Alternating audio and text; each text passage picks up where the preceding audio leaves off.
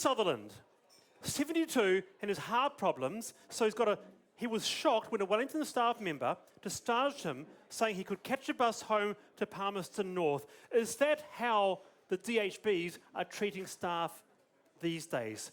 What do you think? Patients, rather, sorry. What do you think, David? Well, look, that's the reality. The health system has been underfunded by $1.7 billion by the government. And the reality is we're hearing more and more stories like this where people are being told to go home in your pyjamas. I mean, it is ridiculous. All right, what about this? I mean, you're a GP, you're a practicing GP. Are our DHBs around the country not performing up to task? No, they're working really hard. So our commitment to health is clear. Increased health funding, record elective surgery. I think what this shows is these are complex cases. How can you both be right? Well, yeah, look, how can you both be right? 160,000 patients under this government have been sent back to their GP without a first specialist assessment. The cracks are showing you can't underfund a health system by $1.7 billion and not have these kinds of stories coming out. And they're coming out every single week. Those who have got in are clearly having more elective surgery. Those figures are quite clear.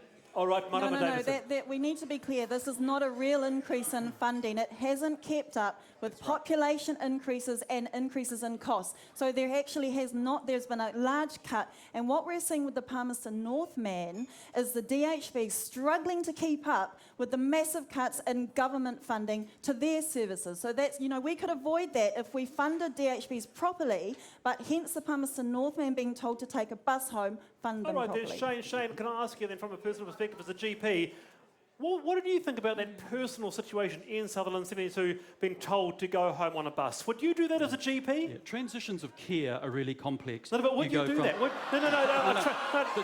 Forget the transition of care. Forget the transition of care. Challenge.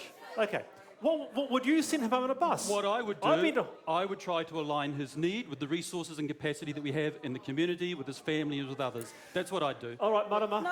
No matter where you live in New Zealand, Aotearoa, you should have equal access to great quality health care, but DHBs are the ones who are facing this inequality in care. It comes back to funding. But you do, don't you? I mean, for example, the Southern DHB where you guys are from, actually they've said that they put a release out saying they've exceeded the number of surgeries required. You've said something else, but they've exceeded what they have to do. Yep. That's in your turf. So they need to have a full review of the health funding model. There's no doubt about it. Over and above. There's inequities all over the system. The Southern DHB receives less funding per patient than any other DHB in the South Island once transfers are taken into effect. The system clearly isn't working because there's unmet need that is growing and growing. Another story this week, bone-on-bone surgery, patient was sent away because they were not in excruciating pain when they were lying down.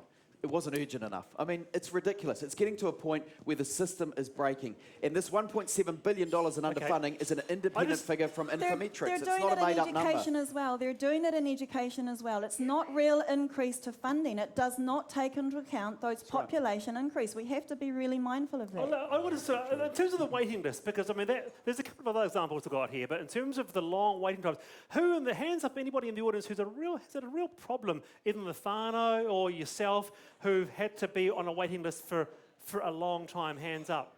Anybody? Couple there, Damien. Yeah, okay, cool. Right, let's do this then. Hello, how are you? Hi, good, thank you. Tell me, you were on a waiting list for something. You don't have to give us details. How long was the wait? I think it was 3 months or 4 months. And was that wasn't for me. It wasn't for you?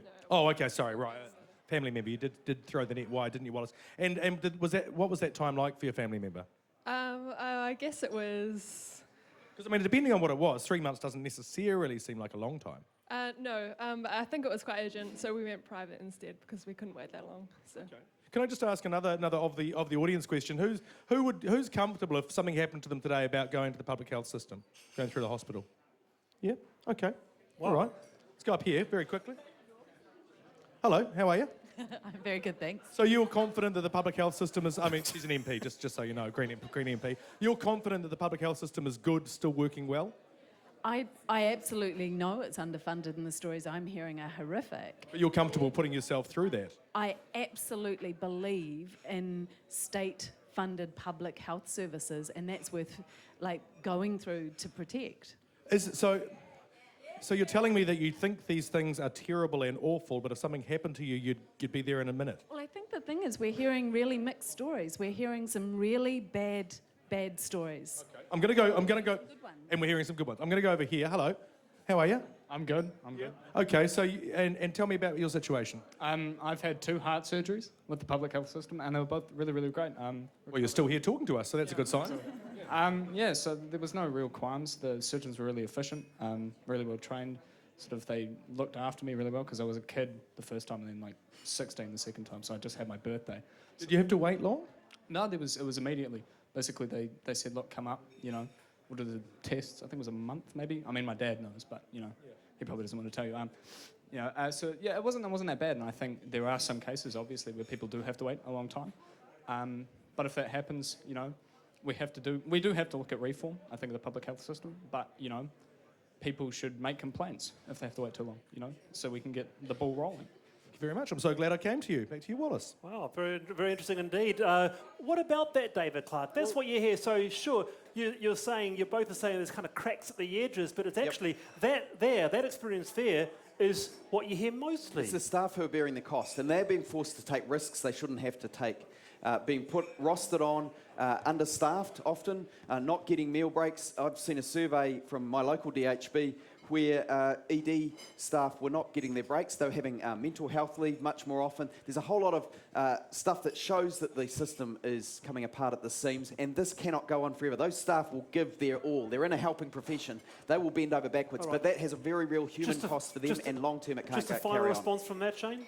Sure. So DHBs are funded by a formula called PBFF, population-based funding formula. I just want to take issue with Maraba. Population, that's the population part to that formula. So it needs to be reviewed. I take your point there, but DHBs are funded on population.